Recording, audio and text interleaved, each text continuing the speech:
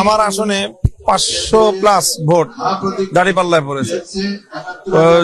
জোটগত হবে সেই ভোটগুলো আমার রিকশায় আসার কথা, কিন্তু এটা নির্বাচন কমিশনের তাদের ত্রুটির কারণে অথবা তাদের সীমাবদ্ধতার কারণে তারা প্রার্থী চূড়ান্ত করার আগেই ব্যালট দিয়ে দিচ্ছে মানুষের কাছে।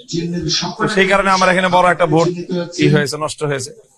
আর সবচেয়ে বড় যে অভিযোগটা বা সমস্যাটা সেটা হলো যে আমার আসনে 9 জন প্রার্থী আমরা ছিলাম। তো 9 জন প্রার্থীকে 2টা কলামে নাম লেখা হয়েছে 5টা রোতে।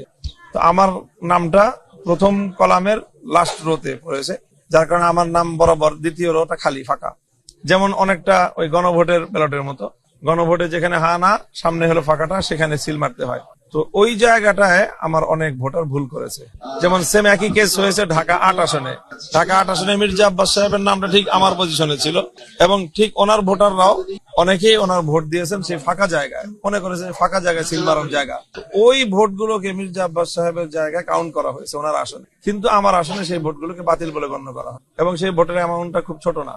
আমার এবং আমার প্রতিদ্বন্দ্বী প্রার্থীর ভোটের ব্যবধান সবকিছুর পরেও, এত কিছুর পরেও 2200 সামথিং। তো সেখানে 50টা আসনের যে চূড়ান্ত এখান থেকে ফলাফল ঘোষণা করা হলো, সেই 50টা কেন্দ্রের ফলাফলের মধ্যেই 1200 ভোট বাতিল হয়েছে। তবে সেই ক্ষেত্রে আমার টোটাল এই কেন্দ্রের সংখ্যা হলো 137টা। আমার আশঙ্কা যে সেই বাতিল ভোটের সংখ্যাটা হয়তো 3500-এর কোটায় গিয়ে থামবে যদি এই রেশিওতে হয়।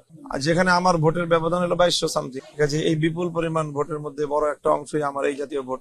এটা আমার একটা কষ্টের জায়গা।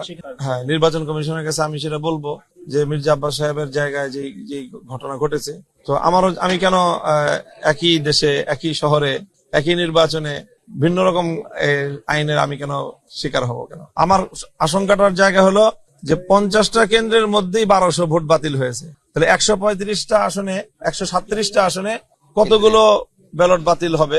137টা কেন্দ্রের মধ্যে স্বাভাবিক। এখন কমিশনে আমি এখনো কথা বলি না, আমি ইসের কাছে বলছি, রিটার্নিং অফিসারের কাছে। তিনি এই বিষয়টা বলে যে এটা তো আমার সাবজেক্ট না, এটা কমিশনের সাবজেক্ট। তো আমরা কমিশনের কাছে সেই কথাটা বলবো।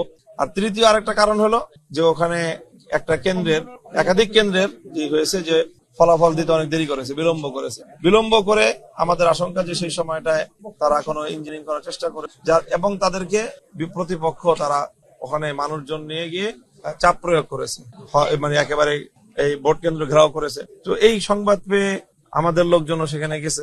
এই পরিস্থিতি উত্তপ্ত হওয়ার এক পর্যায়ে সেখানে আর্মি গিয়ে সেই ব্যালট সব সহ তাদেরকে ওখান থেকে নিয়ে চলে আসছে, এবং কেন্দ্রে যে একটা ফলাফল ঘোষণা করা হয় এবং কেন্দ্রে টানা